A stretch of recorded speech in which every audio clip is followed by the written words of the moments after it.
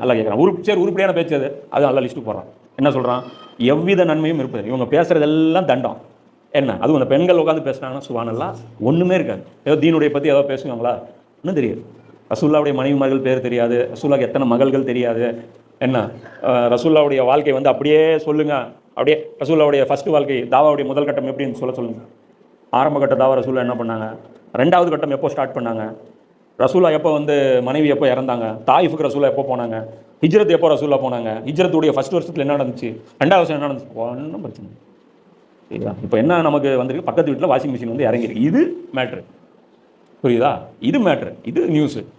என்ன நாங்களும் வாங்குறது தான், ஆனால் அதெல்லாம் உடம்புக்கு நல்லது இல்லைன்னு நாங்கள் வாங்காமல் இருக்கோம். இது இந்த மாதிரி தண்ட பேச்சு.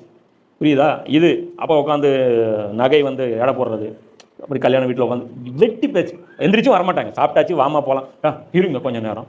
வந்தவொடனே கிளம்பணுமா? வந்தவொடனே கிளம்புனா 4 பஞ்சாயத்து இல்லாமல் போகலாம். கொஞ்சம் நேரம் ஆகிப்போச்சுன்னா என்ன ஆகும்? ஏதோ ஒரு பஞ்சாயத்தில் போய் முடிஞ்சு யாரோ ஒரு இது ரிலேஷன்ஷிப் உடச்சிட்டு போகிறது தான். அதான் அல்ல சொல்கிறேன். உருப்படியான பேச்சுன்னா என்ன தெரியுமா? தான தர்மம் செய்யும்படி. பாரு, இவர் கஷ்டத்தில் இருக்கிறார், அவருக்கு ஹெல்ப் பண்ணி இது பண்ணி, இது உருப்படியான பேச்சு. நற்செயல் புரியும்படியோ. நற்செயல் என்ன? வெறும் இபாதத் மட்டும் கிடையாது. அதுவும் இன்னைக்கு வெள்ளிக்கிழமை காஃப் சூறாவது, இது ஒரு யூஸ்ஃபுல்லான பேச்சு. அல்லது குரான், நம்மளாம் சேர்ந்து குரான் படிக்கலாமா? நம்மளாம் சேர்ந்து ஒரு சபை உருவாக்கலாமா? நம்மளாம் சேர்ந்து ஒரு வாட்ஸ்அப் குரூப் உருவாக்கலாமா? குரானை பற்றி இன்னைக்கு நீங்கள் படித்ததை எனக்கு சொல்கிறீங்களா? இப்போ இது இருக்க கிளாஸு உட்காந்தீங்க, அது கேட்டீங்க, படித்து உங்களுக்குள்ளே டிஸ்கஸ் பண்ணிங்கன்னா அறிவு வளருமா? இப்போ நான் சொல்கிறோம், இப்போ ஒரு ஆயத்தை எந்த ஆங்கிள்லாம் பார்க்கலாம் அப்படிங்கிறத இதுலேருந்து ஒரு ஐடியா கிடைக்கும். இப்போ நம்ம கிளாஸில் என்ன உங்களுக்கு யூஸ்? இதுலேருந்து உங்களுக்கு ஒரு ஐடியா கிடைக்கும். நான் சொல்கிறது அவ்வளோதான மேட்ரு. இன்னும் எடுக்கலாம் குரானில், இன்னும் பல ஆங்கிள்லேருந்து பேசலாம். இப்போ நம்ம அன்றைக்கி ஒரே கிளாஸ் ரெண்டு டைப் எடுத்துட்டோம் தெரியாமல், ஆனால் ரெண்டுமே வேறு மாதிரி எடுத்தோம். இது ஒரே கிளாஸ் டபுள் என்ட்ரி ஆகிப்போச்சு.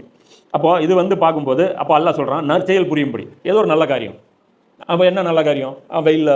வெயில் ஜாஸ்தியாக இருக்குது, ஒரு பானை வச்சு தண்ணி வச்சு நம்ம வெளியூரில் வைக்கலாமா? நம்ம வழியாக நிறைய பேர் போகிறாங்க, ஒரு நீர் மோர் போட, இப்படி ஒரு 4 பேருக்கு பிரயோஜனமாக இருக்குது. இல்லை நம்ம எல்லாம் சேர்ந்து தலைக்கு 500 போட்டு மாதம் ஒரு ஏழைக்கு சாப்பாடு வாங்கி கொடுக்கலாமா? இல்லை இந்த குடும்பத்தில் வந்து ஒரு கணவர் இறந்துட்டாரு, அந்த அம்மா விதவாயிருச்சு, அந்த விதவைக்கு ஏதாவது நம்ம பொறுப்பெடுத்து அந்த குழந்தைக்கு படிப்புக்கு நம்ம செலவெடுத்துக்கலாமா? இப்படி பண்ணலாமா? இல்லை அங்கே ஒரு பையன் இருக்கான், அவன் ஏழை பையன், அவன்கிட்ட சைக்கிள் இல்லை, ஒரு சைக்கிள் வாங்கி கொடுக்கலாமா? நம்மளாம் இது வந்து உங்களுக்கு யூஸ் ஆகும். தெரியுதா? அதெல்லாம் பண்ணுறது அது இது வந்து தாரண தர்மம் செய்யும்படியோ, நற்செயல் புரியும்படியோ, மனிதர்களிடையே சீர்திருத்தம் செய்யும்படியோ.